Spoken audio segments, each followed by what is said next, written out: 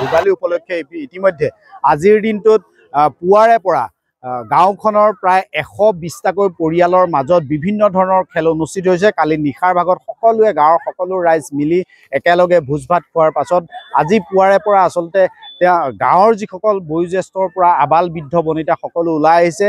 ইয়াত পুৱাৰে পৰা কলগছ বগোৱা, ৰছী টনা, কাবাডী, মিউজিক চেয়াৰ আৰু চকু বান্ধি হাঁহ ধৰাৰ যি সুন্দৰ প্ৰতিযোগিতা অনুষ্ঠিত হৈছে। সামগ্ৰিকভাৱে সেই পৰিৱেশটো দেখুৱাবলৈ চেষ্টা কৰি আছো। বৰ্তমান সময়ত মিউজিক চেয়াৰ প্ৰতিযোগিতা অনুষ্ঠিত হোৱাৰ বাবে ইতিমধ্যে সাজু কৰি তোলা হৈছে। সকলোখিনি পৰিৱেশ দেখুৱাইছো।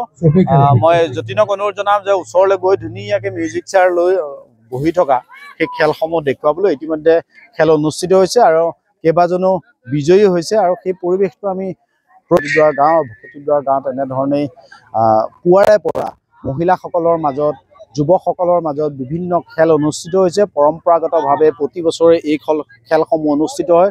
সেই উপলক্ষেও আজি গাঁওখনৰ সকলো লোক ওলাই আহিছে আৰু এনেধৰণে মিউজিক চেয়াৰ প্ৰতিযোগিতা হওক, ৰছী টনা প্ৰতিযোগিতা হওক বা কলগছ বগোৱা প্ৰতিযোগিতা, এনেধৰণৰ খেলসমূহ অনুষ্ঠিত হৈছে। সামগ্ৰিকভাৱে সেই পৰিৱেশটো আমি দেখুৱাবলৈ চেষ্টা কৰিছোঁ। ইতিমধ্যে আমাৰ ভকতিদ্বাৰ যুৱ সংঘৰ দ্বাৰা ভোগালী বিহু উপলক্ষে চকী খেল, কাবাডী, হাঁহ খেল, কলগছ বগোৱা, ৰছী টনা এইসমূহ খেল আমি প্ৰতি বছৰে পৰম্পৰা হিচাপে আমি পালন কৰি আহিছোঁ আৰু এই বছৰো অনাগত বছৰো সকলো মিলি গাঁৱৰ সকলোৱে ভোজ ভাত খাই একেখন জেগাতে এইখন ফিল্ডতে সকলোৱে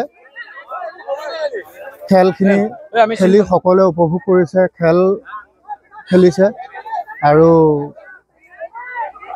সকলোৱে বহুত আনন্দও কৰিছে। এই সমূহে সকলোৱে মিলি পেলাই যেতিয়া খেলখিনি খেলে তেতিয়া সকলোৰে যিটো মৰম স্নেহ সেইখিনিও বহুত বাঢ়ে। সেইটো কাৰণে পৰম্পৰা হিচাপে আমি সকলোৱে এই খেলখিনি খেলোৱা হৈছে ভোগালী বিহুৰ উপলক্ষে। সঁচাকৈ বহুত ভাল লগা সময়। কালি যোৱা ৰাতি সকলো গাঁৱৰ মহিলা পুৰুষ ডেকা গাভৰু সকলোবোৰ মিলি ভোজ ভাত খালে। আজি সকলোৱে ৰাতিপুৱাই যিখিনি প্ৰাতঃ কৰ্ম কৰি অগ্নি সেৱা কৰি আজি আমি সকলোৱে ইয়াত প্ৰীতি খেল খেলিছোঁ।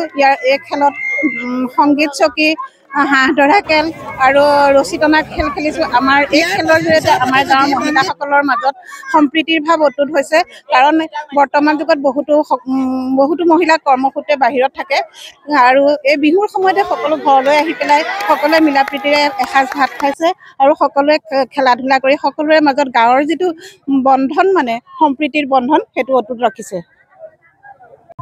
ৰাইজলৈ ভোগালী বিহুৰ ওলগ জনাইছোঁ। যোৱা বছৰৰ দৰে এই বছৰ আমাৰ প্ৰত্যেক বছৰে মানে আৰু আমাৰ ইয়াত ভোগালী বিহুৰ উপলক্ষে মানে বিভিন্ন ধৰণৰ খেল অনুষ্ঠিত কৰা হয়। যেনে আপোনাৰ মিউজিক চেয়াৰ ইয়াত আপোনালোকে দেখিবলৈ পাইছে চলিয়ে আছে। তাৰপিছত কলগছত উঠা প্ৰতিযোগিতা, তাৰপিছত আপোনাৰ হাঁহ ধৰা প্ৰতিযোগিতা, এনেধৰণৰ বিভিন্ন ধৰণৰ খেল অনুষ্ঠিত কৰা হয়। আৰু ইয়াত আপোনাৰ গাঁৱৰ সকলো মানে বৃদ্ধ যুৱক যুৱতী বোৱাৰী সকলো আহে, ইয়াত খেল অনুষ্ঠিত হয়। এনেদৰে প্ৰত্যেক বছৰে আমাৰ ইয়াত মানে অৰুণোদয় যুৱক সংঘ আৰু গাঁৱৰ উন্নয়ন সমিতিকে ধৰি মানে সকলোবোৰ সমিতিয়ে লগ হৈ মানে ইয়াত খেল অনুষ্ঠিত কৰে মানে। নমস্কাৰ, ঈশান নিউজৰ তৰফৰ পৰা আমাৰ ভকতিদ্বাৰ অৰুণোদয় যুৱ সংঘৰ তৰফৰ পৰা সমগ্ৰ অসমবাসীক ভোগালী বিহুৰ ওলগ যাচিছোঁ। আমি ভকতিদ্বাৰ অৰুণোদয় যুৱ সংঘই প্ৰতি বছৰে পৰম্পৰাগত এই খেলসমূহ আমি অনুষ্ঠিত কৰি আহিছোঁ।